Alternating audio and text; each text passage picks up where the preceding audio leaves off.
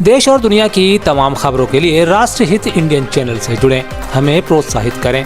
आपकी जानकारी के लिए पेश है आज की मुख्य खबरें। मैं हूं आपके साथ साद सिद्दीकी। भारत के उपराष्ट्रपति जगदीप धनखड़ का उज्जैन हेलीपैड आगमन पर आज लाल कारपेट बिछाकर आत्मीय स्वागत किया गया। इस दौरान राज्यपाल मंगूभाई पटेल एवं मुख्यमंत्री डॉक्टर मोहन यादव हेलीपैड पर खास तौर से मौजूद थे, जिन्होंने उन्हें पुष्पगुच्छ देकर आत्मीय स्वागत किया। इस मौके पर उनके साथ कौशल विकास व रोजगार एवं प्रभारी मंत्री गौतम टेटवाल, पर्यटन एवं धार्मिक न्यास राज्य मंत्री धर्मेंद्र सिंह लोधी ने भी उनका स्वागत किया। उपराष्ट्रपति ने राज्यपाल मंगूभाई पटेल और मुख्यमंत्री डॉक्टर मोहन यादव की उपस्थिति में उज्जैन में आयोजित 66वें अखिल भारतीय कालिदास समारोह का शुभारंभ दीप प्रज्वलित कर किया। मुख्यमंत्री डॉक्टर मोहन यादव ने कहा है कि ठग अब बेहद दुस्साहस दिखा रहे हैं। एमपी पुलिस साइबर अपराध रोकने के लिए लगातार प्रयास कर रही है और उन्हें सफलता भी मिल रही है। उन्होंने विवेक ओबेरॉय के डिजिटल अरेस्ट का जिक्र करते हुए कहा कि ठगों ने ओबेरॉय को छुड़ाने की कोशिश में असली पुलिस से भी आईडी कार्ड की मांग की थी।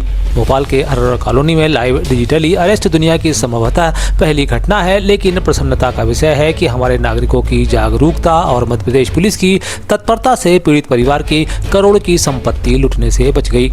हम पुलिस को हाईटेक बनाने व साइबर धोखाधड़ी की रोकथाम के लिए हर जिले में साइबर थाने व प्रत्येक थाने में साइबर डेस्क की शुरुआत करेंगे तथा साइबर हेल्पलाइन नंबर 1930 को और सुदृढ़ बनाने की योजना पर भी काम करेंगे। प्रसन्नता है, मध्य प्रदेश में साइबर अपराध को रोकने के लिए पुलिस हमारी बहुत दक्षता से काम कर रही है और परसों 11 तारीख के दिन जो घटना घटी है ये तो वाकई अद्भुत घटना है। हमारे अपने अरोरा कॉलोनी में निवासी विवेक ओबेरॉय जी जो दुबई में कारपोरेट सेक्टर के उद्यमी हैं, अपने घर पहुंचे थे और घर पे उनको लगभग 6 घंटे डिजिटली अरेस्ट किया। चारों तरफ से कैमरे और सीबीआई अफसर, ईडी अफसर और जिस प्रकार का नाटक किया गया, किसी भी ईमानदार या सामान्य व्यवसायी को अगर इस तरह के वातावरण में जिसको पहली बार पला पड़े तो अपने घर के मोबाइल नंबर, बैंक अकाउंट, बच्चों के बैंक अकाउंट, उनके अपने सारे 6 घंटे में एक तरह से इतना ज़बरदस्त तनाव की मुद्रा में और एक तरह से ऐसा लगा कि सच्चे में उनको अरेस्ट कर लिया गया और डिजिटली रोकथाम का अभियान भी हम चलाएंगे, जिसके माध्यम से इस प्रकार की घटनाओं को रोका जा सके। आपकी जानकारी के लिए बता दूं कि जिस प्रकार का समय चल रहा है, हमारे लिए अगर घटना की बात करें 2000 मध्य प्रदेश की राजधानी भोपाल में मंगलवार को सीएम मोहन यादव की अध्यक्षता में 11 बजे मंत्रालय में अहम कैबिनेट बैठक संपन्न हुई। इस बैठक में 1 दर्जन अहम फैसलों को मंजूरी दी गई। इसमें 30 जून व 31 दिसंबर को सेवानिवृत्त होने वाले कर्मियों को एक वेतन वृद्धि का लाभ मिलेगा और इसी के आधार पर पेंशन का निर्धारण किया जाएगा। साथ ही एमपी स्कूल शिक्षा एवं परिवहन मंत्री उदय प्रताप सिंह ने कैबिनेट फैसलों की जानकारी देते हुए बताया कि प्रधानमंत्री मोदी की 2047 में विकसित भारत बनाने की कल्पना को साकार करने के लिए मध्य प्रदेश मुख्यमंत्री डॉक्टर मोहन यादव के कुशल नेतृत्व में एक कदम आगे बढ़ाने के लिए तैयार है। मध्य प्रदेश 2047 में कैसा होगा, इसके लिए विजन डॉक्यूमेंट बनाकर पूरी तैयारियां की जा रही हैं। मुख्यमंत्री ने सभी मंत्रियों को भी निर्देश दिए हैं कि विजन डॉक्यूमेंट को पीएम नरेंद्र मोदी की मंशा के मुताबिक तैयार किया जाए। एक बड़ा निर्णय जो आज यहाँ पर हुआ है कि जब हमारी सरकार माननीय प्रधानमंत्री जी के नेतृत्व में तीसरी बार एनडीए की सरकार बनी तो प्रधानमंत्री जी ने, अगर मैं तारीख समझ पा रहा हूँ, शायद अगस्त की तारीख में भारत सरकार ने अपनी कैबिनेट में देश के अंदर आवास योजना 3 करोड़ नए आवास, 2 करोड़ ग्रामीण क्षेत्र में, 1 करोड़ शहरी क्षेत्र में जो आवास बनाने का एक कैबिनेट अप्रूवल देश में आया था। मध्य प्रदेश को भी उसमें लक्ष्य मिला है और आज हमारी मंत्रिपरिषद ने माननीय मुख्यमंत्री जी के नेतृत्व में उसको भी अप्रूव किया है कि आगे आने वाले समय में हमारी जो आवास की योजना है उस पर भी शहरी और ग्रामीण क्षेत्रों में समान रूप से लोगों को लाभ मिलेगा और स्वयं की भूमि पर लगभग 2.5 लाख रुपए सरकार उसमें देने वाली है और आवास के क्षेत्र में पैसा जाने से एक साइकिल विकास की बढ़ती है। आदमी के पास पैसा जाता है, फिर वो पैसा बाजार में जाता है, स्टील इंडस्ट्री को फायदा होता है, ईंट बनाने वाले को फायदा होता है, कारपेंटर को फायदा होता है, चिनाई वाले को, तो पूरा एक सिस्टम चलता है। तो मध्य प्रदेश में उस योजना के लागू होने से भी काफी लाभ होना है। आवास योजना 2.0 स्कीम जो लागू हुई है उसमें 2,50,000 रुपए का प्रावधान यहाँ पर किया गया है। झुग्गी मुक्त करने का जो एक सपना है उस सपने को इस स्कीम में शामिल किया गया है। मध्य प्रदेश के श्योपुर में विजयपुर विधानसभा क्षेत्र में उपचुनाव के मतदान से ठीक पहले फायरिंग की घटना पर अब सियासत तेज हो गई है। इस पूरे मामले में राजस्थान के हिस्ट्री शीटर डकैत का नाम सामने आ रहा है। पूर्व मुख्यमंत्री कमलनाथ और प्रदेश कांग्रेस अध्यक्ष जीतू पटवारी ने भाजपा पर जमकर निशाना साधा है। उन्होंने आरोप लगाते हुए कहा है कि भारतीय जनता पार्टी डकैतों का सहारा लेकर मतदाताओं को डराना चाहती है। कमलनाथ ने मंगलवार अपने सोशल मीडिया अकाउंट पर लिखा, श्योपुर जिले की विजयपुर विधानसभा सीट पर उपचुनाव की वोटिंग से पहले आदिवासियों पर फायरिंग की घटना अत्यंत चिंताजनक है। कलेक्टर और एसपी दोनों उपचुनाव में भारतीय जनता पार्टी के कार्यकर्ता के रूप में काम कर रहे हैं और इसकी शिकायत हमने भारत निर्वाचन आयोग और राज्य निर्वाचन आयोग को 3-3 बार की, लिखित में की। मैंने खुद ने मेरे लेटर पे भी की, पर निर्वाचन आयोग ने संज्ञान में नहीं लेना एक तरह से दुख का कारण है। और मैं समझता हूँ प्रतिपक्ष उमंग सिंघार ने विजयपुर से बीजेपी प्रत्याशी रामनिवास रावत पर गंभीर आरोप लगाए हैं। वे कहते हैं कि भाजपा एक तरफ झारखंड और महाराष्ट्र में आदिवासियों का वोट चाहती है और दूसरी तरफ डकैतों के बल पर मध्य प्रदेश में चुनाव कराना चाहती है। राजस्थान के बदमाशों को बुलाकर आदिवासियों को वोट देने से रोका जा रहा है। यह बंटी रावत कौन है? इसका रामनिवास रावत से क्या रिश्ता है?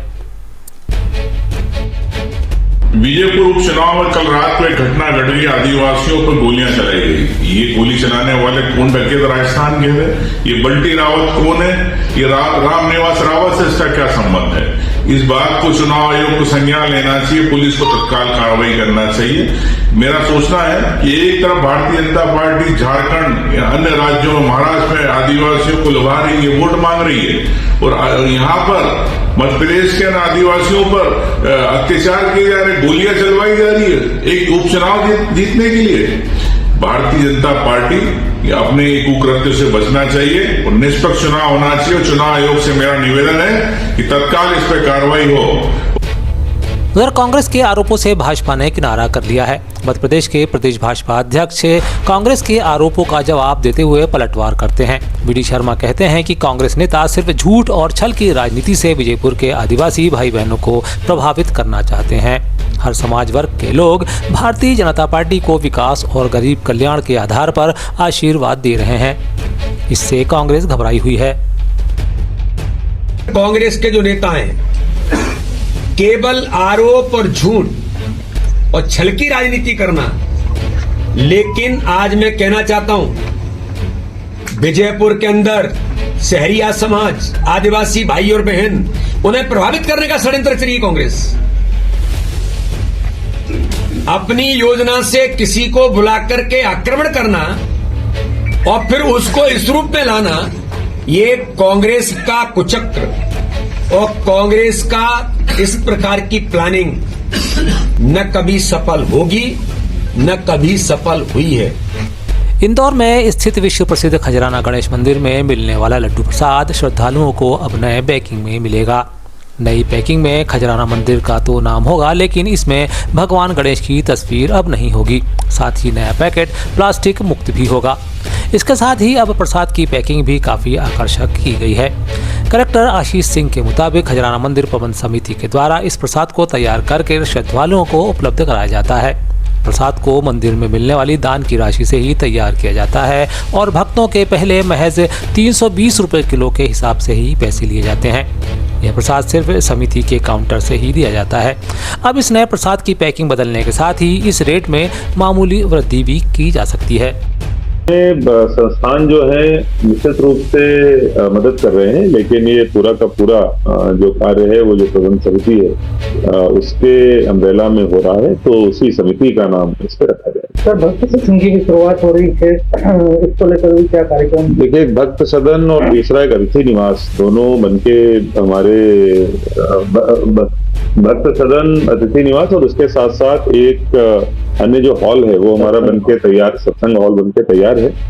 मध्य प्रदेश विधानसभा का शीतकालीन सत्र इस बार 16 से 20 दिसंबर यानी 5 दिन तक चलेगा, जिसमें 3 नए विधायक भी शपथ लेंगे।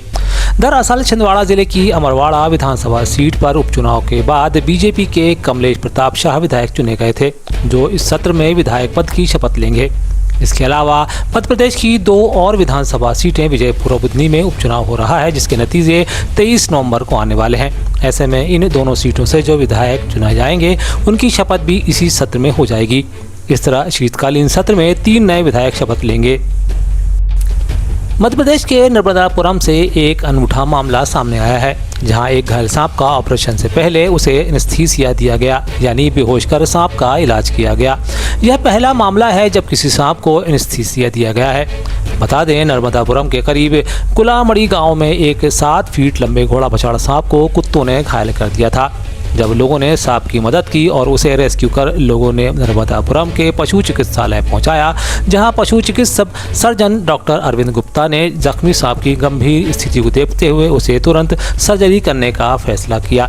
बताया जा रहा है कि आधे घंटे तक चली सर्जरी में सांप को 9 टांके लगे, फिर उसे जंगल में छोड़ दिया गया।